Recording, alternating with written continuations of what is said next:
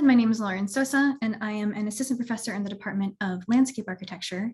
And today I'm going to share with you a little bit about how I talk about and teach values in sustainability and landscape architecture. Just a quick overview. I have three kind of general categories I'm going to cover.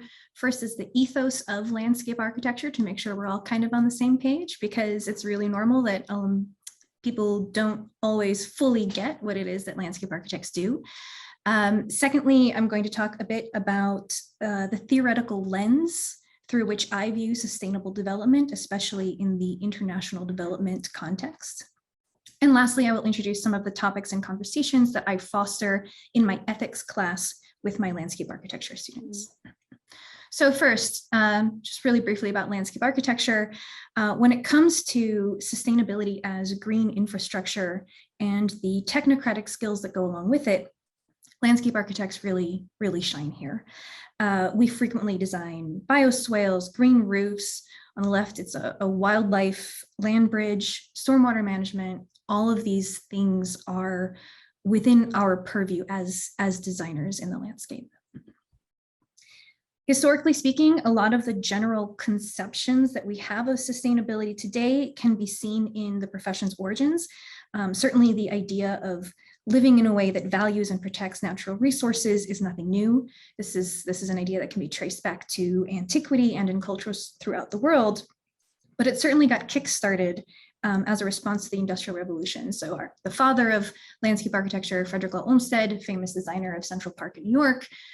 Here I'm showing the Emerald Necklace Project, which is an approach that connects large tracts of green spaces and waterways, specifically with the intention of providing people with an escape from the unsanitary living conditions of the city during the industrial era. Fast forward to the environmental movement of the 60s and 70s, and again, landscape architects are really well integrated into a lot of these discussions. Within sustainability, we get Ian McHarg's Design with Nature, which is an approach that emphasizes ecological systems and is essentially the precursor to GIS. And in the 1990s, a particular sect of landscape architecture takes hold, landscape urbanism. And its premise is essentially that landscape is what should dictate and be the essential organizational structure for how we construct the built environment and interact with landscape systems. So we've been in the thick of it, and we talk a lot about how an understanding of ecological systems can help us design, restore, and remediate problems in the environment. The words sustainable and sustainability within the profession and discipline of landscape architecture are everywhere and in absolutely everything. Sustainability is also frequently tied with conceptions of development. Weirdly, as a discipline, we've only just started talking seriously about how the world of sustainable development intersects with landscape architecture. This has been one of my particular research interests, especially as it related to international development. So I spent a lot of my time with the SDGs, which we're all pretty familiar with at this point, as well as their precursor, the MDGs, the Millennial Development Goals. So we're familiar with these. SDGs are clearly a type of development that fits into a particular school of thought that's called goal-based development. And I think it's weird that landscape architects aren't really a part of this world, not just because of the shared professed value of sustainability, but I could easily make an argument for almost every single one of these categories being relevant to our profession because they happen in landscape. We're talking about real socio-environmental systems that are happening in real places and real landscapes. And everything happens in landscape, whether it's deserts, rainforests, farms, or cities. We talk about these things all the time, just not as much within this context. Now, I absolutely advocate for landscape architects to get on board with these kinds of discussions and projects. And like I said, it's starting to be mainstreamed. And I think the reason why the SDGs are so popular is that it gives us these specific intangible goals. And it feels really good to know what you need to do, what you're working toward, and then be able to look back and say, oh, we did it, check. And when you compare it to the very generalized, ill-defined, unspecific introductions that we tend to get on what sustainability actually is, and what it actually means, it would be really nice to know what the right thing is, what the right thing to do is, if we all have this collective goal of fostering a more sustainable world. So, but, and of course, there's always a but to this, goal-based development is problematic.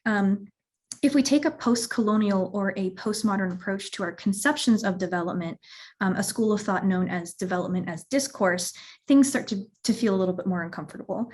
Essentially, development as discourse takes the view that development is a social construct that has consisted of bad changes and bad outcomes through the imposition of Western ethnocentric ideas on the developing world. Some of the arguments are that it is strongly tied to its post-World War II neoliberal capitalistic roots and thus can be exploitive. It's inherently top-down and predominantly determined by Western/global North elites. In its attempt to be universally applicable, it's often either too arbitrary or too specific to be helpful. And then in focusing on the technocratic approach, which very much like what landscape architects are quite good at, it depoliticizes development and neglects the interrelated dimensions of development.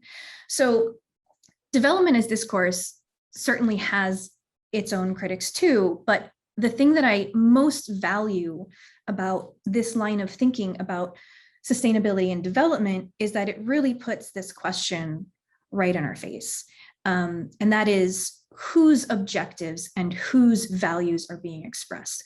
Or in other words, what are we sustaining? What are we sustaining and for who?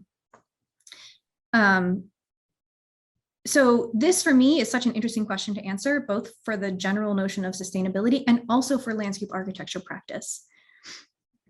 And that's because we absolutely need to have these kinds of conversations about our values in order to know what it is that we're doing and how we can begin to gauge whether or not it's right. So we know that sustainability is a good thing and that landscape architects are good at some of the technocratic aspects of sustainable infrastructure. We know that landscape architects value the things that are good, quote unquote, for the environment and society. But what does that actually mean? How do we even know when something is good? So I make my students explore the different ways and rationales that we can conceive of the human-environment relationship in my environmental ethics course. And there are many different ways, each with their own interesting take on what is good. So in anthropocentrism, we value nature for human use. In ecocentric theories, the main priority is the health and well-being of the ecosystem as a whole. Biocentrism is a philosophy that takes as its premise equal value on all individual life forms. Within environmental justice, the value is equal access and responsibility. And then within sustainability, a lot of the rhetoric of what we value is the well-being of future generations and their ability to use the natural resources that we have now. So this is a seminar course. In many cases, I will facilitate the discussions, usually around an article or a book chapter, but we regularly have Socratic seminars, which are discussions that are completely led by the students, which is a great way to teach philosophy because it's rooted in critical thinking. This isn't about me telling you what's good. I don't know. I don't know if anybody actually really knows. We can talk about different ways to think about things that are good. We can talk about how this person thinks was good and in this context, and does this make sense? But at the end of the day, it's about you learning to question for yourself what's good and why. And we have great discussions in this course. So, and by situating it within this discussion of values and really, really making you say, okay, I like nature. Why? What is it about nature that you like? What is it about nature that you think is important and needs to be preserved and protected? How should we interact with nature? So we end up getting these really cool discussions. So if anthropocentrism is our value and our goal, how do we better connect to nature? How do we think of nature in a way where we're not exploiting it? If ecocentric values are how we want to approach this, then if we think about humans' role within the functioning of ecosystems, it's really hard not to think very negatively about our role. So how do we increase the benefits of that relationship? Within biocentrism, if all life is equal and everyone has an equal right to life, humans, animals, trees, then how do we navigate the ethical dilemmas that are inevitably going to come up when we have to make decisions about the use of the environment? Within environmental justice, how do we stop being complicit in enabling power dynamics to either inadvertently or purposefully affect usually BIPOC people? And then if we do value future generations, then what about our moral obligations to the current generation? So these are the kinds of questions that come up in the discussions that we have. And these discussions are critical because we have to stop talking about sustainability this way. We need to be explicit about our values and our prejudices, our biases, our strengths, and our limitations. Essentially, in short, it's always hard to bridge the gap between theory and practice, but it's so necessary. I can't tell you how many times that I have read in post-colonial international development or in environmental ethics literature, theorists and philosophers lament, if only we could, realize these values, if only we could think of all of these things systemically, if we could only figure out how to ground and test these ideas. And then on the other side, I can't tell you how many times I've seen a landscape architect say, look at this sustainable project, but then not really have that deep understanding for themselves what it is they actually mean by saying that something is sustainable or not sustainable. So in short, my teaching goal is to foster a richer connection between theory and practice and a richer discussion about sustainability and values within landscape architecture theory and practice. As with most things, it is a work in progress, but I will keep you posted. Thank you for listening.